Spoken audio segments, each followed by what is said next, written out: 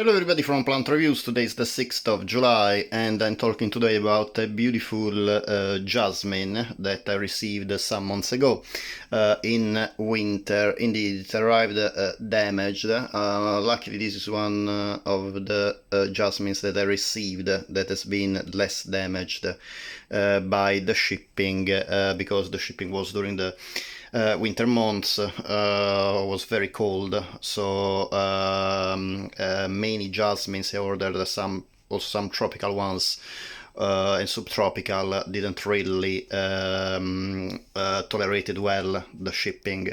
The parcel had to be several days in a very cold environment, I suppose, and a couple of jasmines I think are completely dead. I am waiting for them to hopefully at least sprout from the roots, from the underground part. However, this one luckily recovered very well. It was actually arrived not too bad, just with a few branches, dead branches, but yeah, this one basically now in summer is really growing a lot.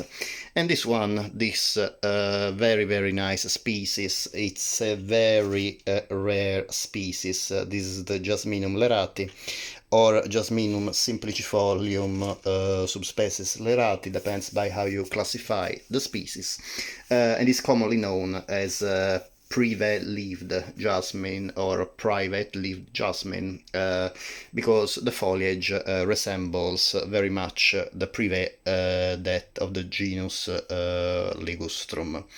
The plant is a plant that is native to New Caledonia. It's an island in the Pacific Ocean, in the tropical part of the Pacific Ocean, so is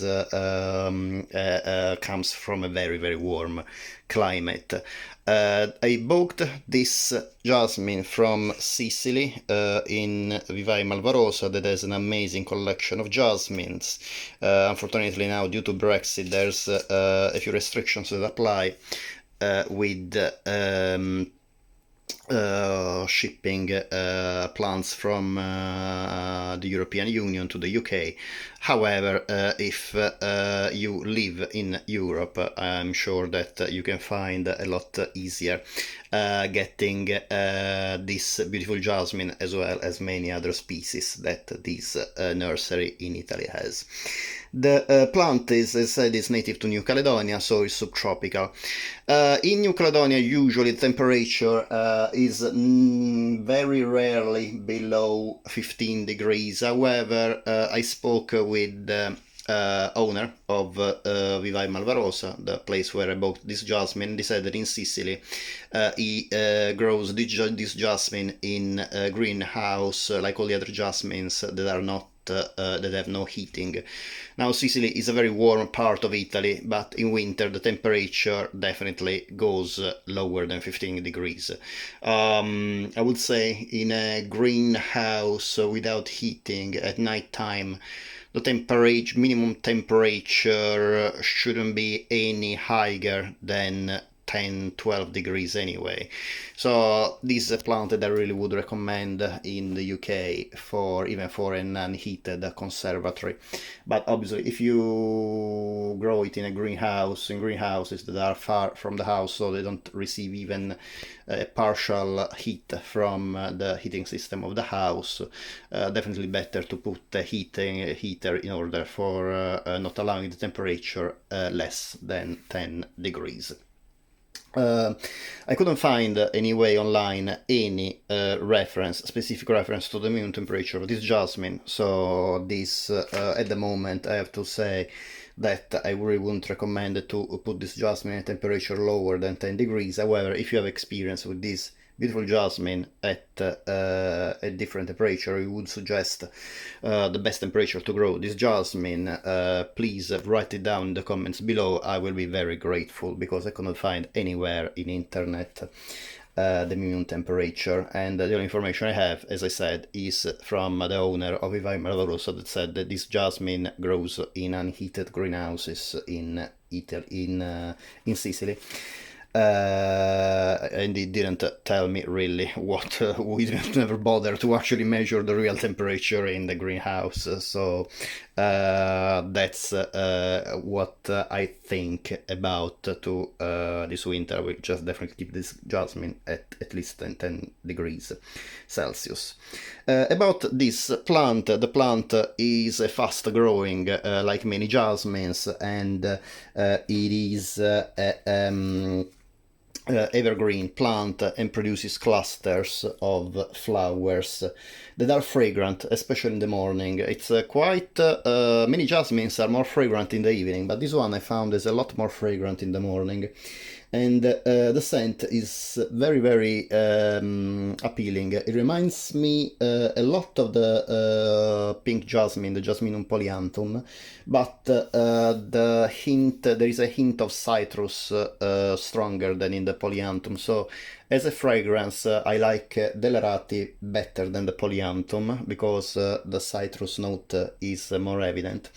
However, I like the polyanthum. This plant, as you can see, produces just a few flowers per time, and the flowers really, really are short-lived. They don't live any longer than a couple of days, and this plant also, unlike the Jasminum polyanthum, is not a jasmine that really gets fully covered in blooms, explodes in flowers, as I would say for the Jasminum polyanthum, but as you can see, shows just a few blooms per time. The fragrance, I keep it in the kitchen at the moment, and the fragrance in the morning is very, very nice. The first thing in the morning I smell in the kitchen, and even if, as I said, it's not particularly intense as the polyanthum, because it produces produces less flowers blooming per time, so the flowers open more scattered in time. However, I expect that the blooming season of this flower is a lot longer than the polyanthum, because you can see that there are a lot of buds coming up in time, and you can see there's a lot of spent buds as well, or spent flowers as well. So really it is quite a long blooming time for this jasmine, and the fragrance, as I said, is something amazing. The plant is a very vigorous climber, and the leaves are quite dark, are described as quite dark. I believe that might be darker in ideal conditions as the full sun. I have it now in the kitchen because the weather has not been very good. I should really have it outside now that it's a lot warmer. So the leaves are still quite pale green, but I found that really the general color is dark green, so I will put it outside this summer, and probably the leaves will get a lot darker. However, as you can see, the leaves are really green, quite lanceolate, and really remind the foliage of the ligustrum, the privet. It is a very ornamental plant, obviously, not only for the flowers, but you can see for the leaves. And this plant, if given support, grows as a vine. You can see, and yeah, you basically need to tie it, sorry for my English, sometimes I make some errors, to a support. However, can grow also as a shrub if you don't tie the plant to a support. This affects anyway the height of the plant. The plant can climb up to 3.5 meters if it's grown as a climber and support, so about 12 foot tall. However, without any support, the plant remains shrubby and can be kept at about 1.2 1.8 meters tall. That is about 4 to 6 foot tall. The As I said, the foliage is also very ornamental. The leaves are between 2.5 and 5 centimeters long, about 1 to 2 inches, and the flowers are white.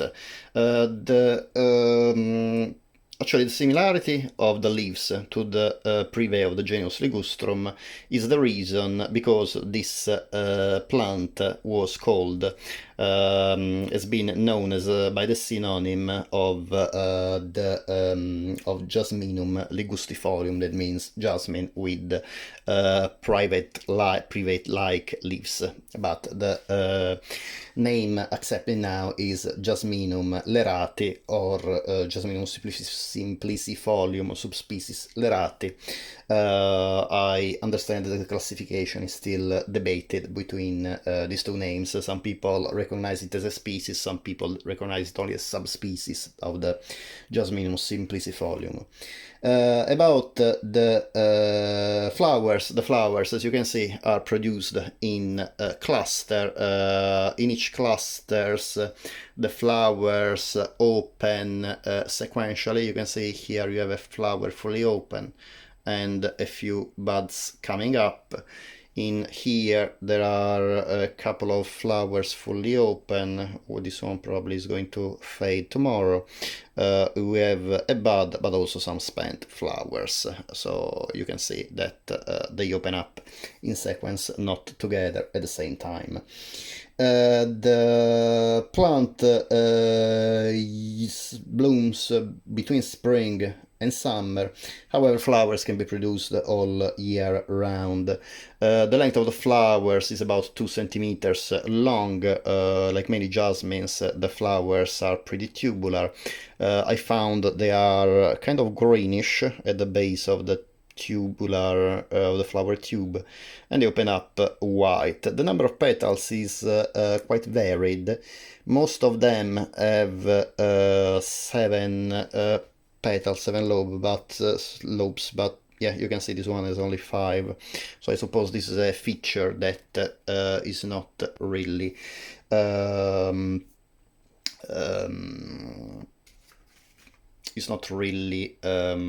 would say fixed in the number of petals of this flower. It can vary even within the same plant, as you can see.